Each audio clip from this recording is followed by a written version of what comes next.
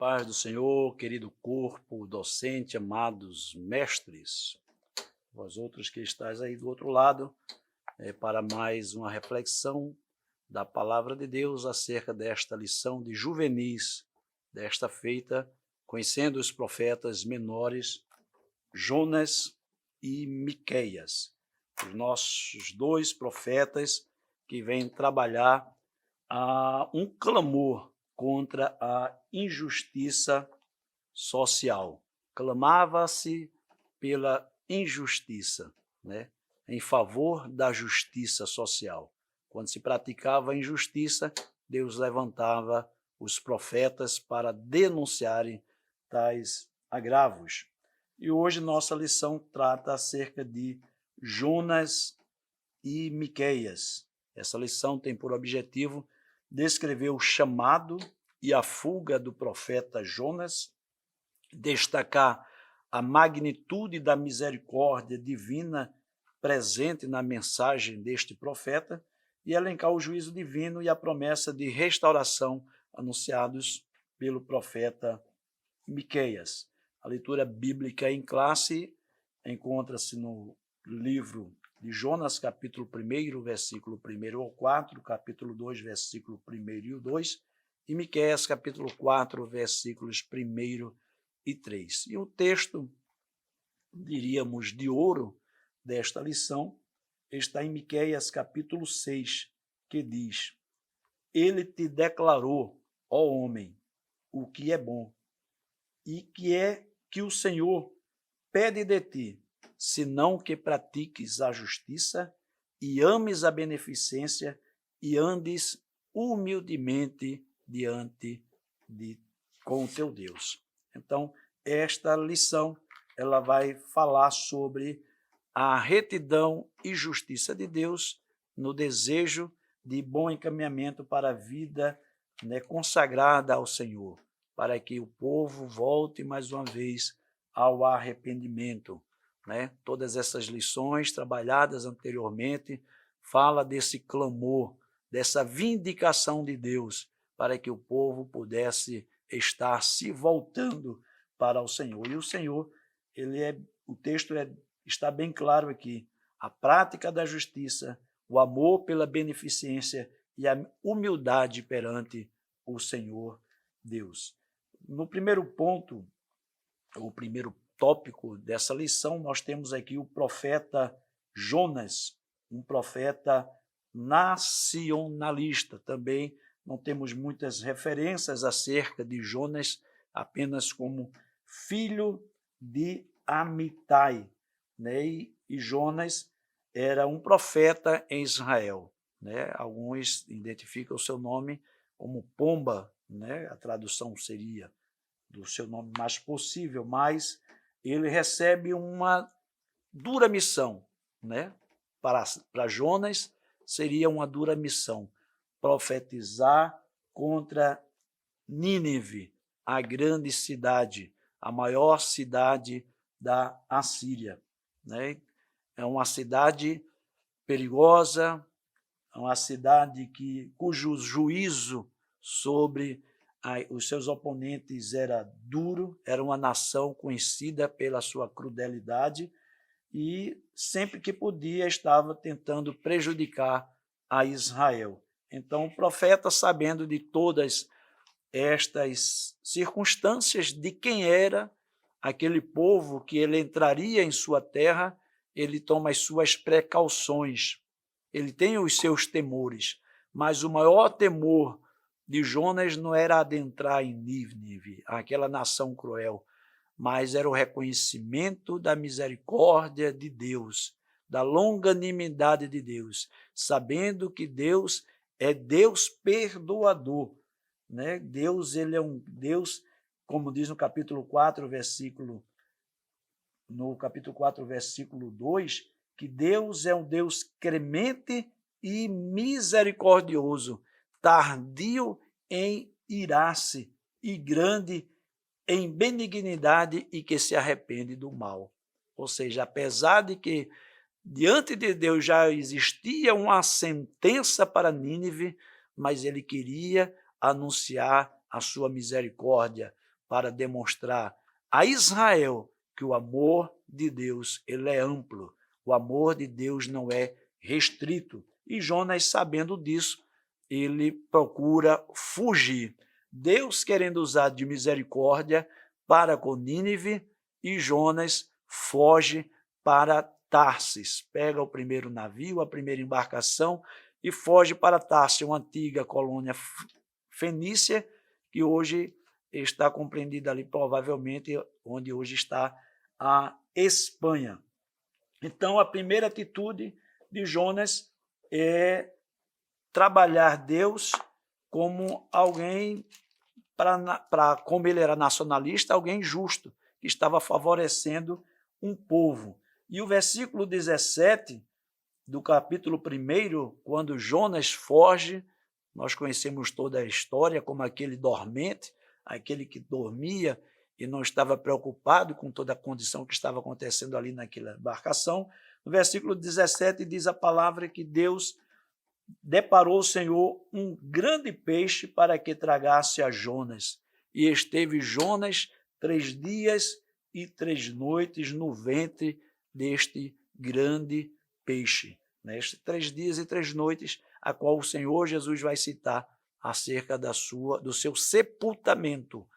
3 dias e 3 noites, e assim compreende-se de forma literal. Então, Jonas, ele é alcançado pela mesma misericórdia diante de Deus. Quando ele está no ventre do grande peixe, diz a palavra que Jonas orou e Deus o alcançou com a sua misericórdia e lançou ele em terra, e ali ele entrou dentro de Nínive e apregoou a destruição de Nínive, ainda 40 dias, e Nínive será subvertida, será destruída, será aniquilada. E ele andou de um lado a outro da cidade para anunciar essa palavra. E o povo, desde o menor, desde o animal até o mais velho, eles se cobriram de saco e se arrependeram. Então, aquela mensagem de destruição trouxe um profundo arrependimento ao povo de Nínive, e aquela geração foi salva pelo Senhor diante de todo o juízo que já estava preparado. Uma sentença de Deus, ela deve alcançar alguém com misericórdia para que possa compreender o perdão. Deus tem prazer em salvar, Deus não tem prazer na morte de ninguém. E assim foi com Nínive. Então, a escolha de Jonas, ela se apresenta difícil, complicada, mas ele nos revela aqui esse tema central, dessa mensagem do seu livro, a magnitude da misericórdia de Deus. Então, a história do profeta é uma história que nos remete a essa necessidade de equilíbrio espiritual. Deus é com o meu povo, mas Deus quer acrescentar ao seu povo aqueles que hão de se arrepender. Então, essa magnitude diante de Deus, ela é vista por Jonas como algo incoerente. Ele, como nacionalista, só queria o bem-estar de Israel, não queria ver o bem dos seus adversários. E no capítulo 4, versículo 1, diz que Jonas desgostou-se extremamente e ficou irado. Certamente Jonas aí está murmurando, e alguém já disse que a murmuração é uma reclamação descabida de Deus. Deus, ele tem os seus critérios para salvar. Deus tem os seus critérios para usar de misericórdia. Então, nós temos em Jonas esse tema central, e no versículo 11 do mesmo capítulo 4, a compaixão de Deus. A palavra nos diz, não hei eu como Jonas havia tido compaixão de uma boboreira, de uma planta que havia secado, o versículo 11, Deus vai nesse contraponto de Jonas e vai dizer, não hei eu de ter compaixão da grande cidade de Nínive, em que há mais de 120 mil pessoas que não sabem discernir entre a mão direita e a mão esquerda, e também muitos animais, ou seja, aqueles 40 dias, né, de pregação de Jonas em Nínive fez a diferença para que aquele povo fosse alcançado.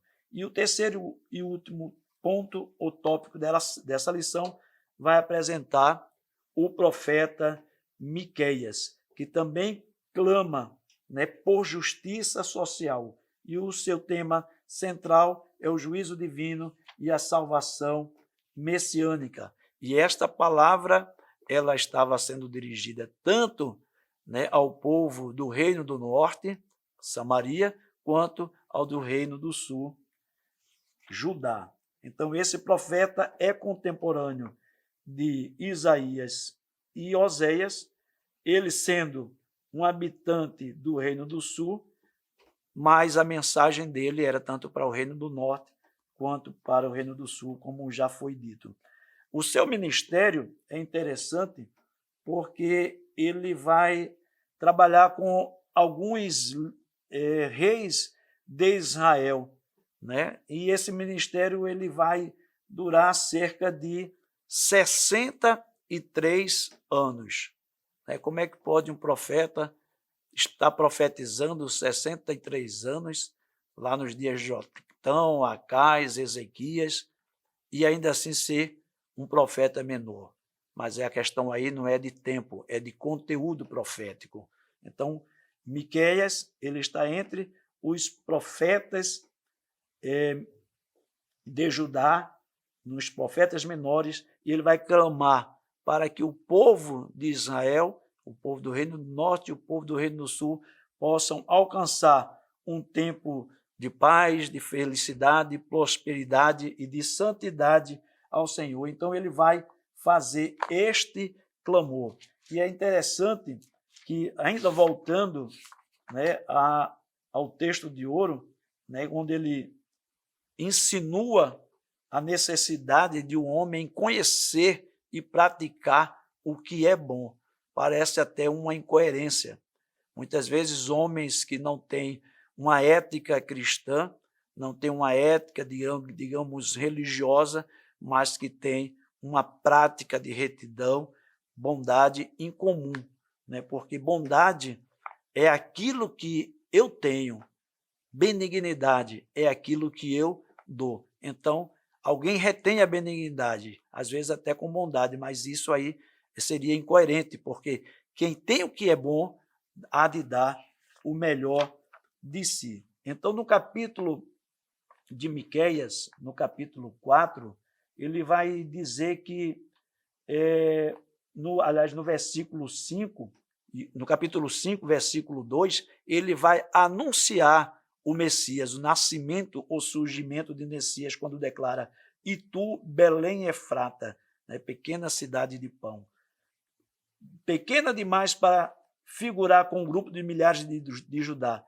de ti me sairá o que há de reinar em Israel, e cujas origens são desde os tempos antigos, desde os dias da eternidade. Então ele já estava falando de Belém, o lugar do nascimento do Senhor Jesus. Miqueias também vai denunciar a idolatria do povo, a injustiça social, a corrupção e o próprio rito religioso, o ritual religioso, quando era percebido apenas como um ritualismo. E Deus, porém, queria perdoá-lo, que está escrito no capítulo 4, do versículos 4, primeiro até o versículo 4, e o capítulo 5, versículos 2 a 4. Então, essa mensagem de esperança é trazida a Israel nos seus dias, como no capítulo 7 e o penúltimo versículo deste livro. No versículo 19 ele vai dizer: "Tornará a ter compaixão de nós, pisará aos pés as nossas iniquidades e lançará todos os nossos pecados nas profundezas do mar." Ou seja, Deus, ele não quer e jamais fez menção das iniquidades que foram perdoadas. Deus, ele traz a lembrança de onde ele nos tirou, mas Deus ele não vai fazer menção daquilo que já foi anteriormente perdoado. É como alguns dizem, essas profundezas do mar, alguns dizem mar do esquecimento. Deus não esquece, né? Deus não esquece, como nós também não esquecemos das nossas práticas, mas Ele perdoa e Ele não vai fazer referência, menção destes pecados. Deus nos perdoou, consideremos aptos para o perdão de Deus e possamos também perdoar aquele que nos tem ofendido. Que a graça de Deus seja sobre a sua vida. Se você gostou desse breve comentário, se inscreva neste canal, curta, compartilhe, descreva alguma coisa de algo que você necessita no comentário e assim você será alcançado e alcançará a muitos. Deus em Cristo vos abençoe. Que o conhecimento é capaz de mudar a vida de quem lê, a gente já sabe. E que livro você pode comprar em qualquer livraria. Mas nós transformamos 100% do nosso lucro em mudança de vidas, através da ação social, evangelismo e missões. Ao adquirir qualquer um de nossos produtos, seja presencial ou à distância, você está investindo em alguém. Na próxima vez que você for comprar livros ou artigos evangélicos, não vá em qualquer lugar. Vá na Livraria Arca Missionária. Uma nova história começa quando você compra aqui. Agora você pode fazer a sua contribuição através do Pix, uma operação rápida, segura e sem custos. Abra o aplicativo do seu banco, clique na opção Pix e em seguida vá na opção Transferência. Depois é só digitar nossa chave Pix, que pode ser o nosso CNPJ 11 120 490 0001 86. Nosso e-mail contribua@eadalp.org.br ou nosso celular 81 98883 2755. Verifique se a contribuição é para a Igreja Evangélica Assembleia de Deus em Abreu Lima, Pernambuco. Confirme a transferência e depois siga o procedimento do seu banco. Anote nossas chaves Pix para não esquecer. CNPJ 11 120 490 0001 86. E-mail contribua@iadalp.org.br. Celular 81 98883 2755. Você está contribuindo para o crescimento da obra de Deus.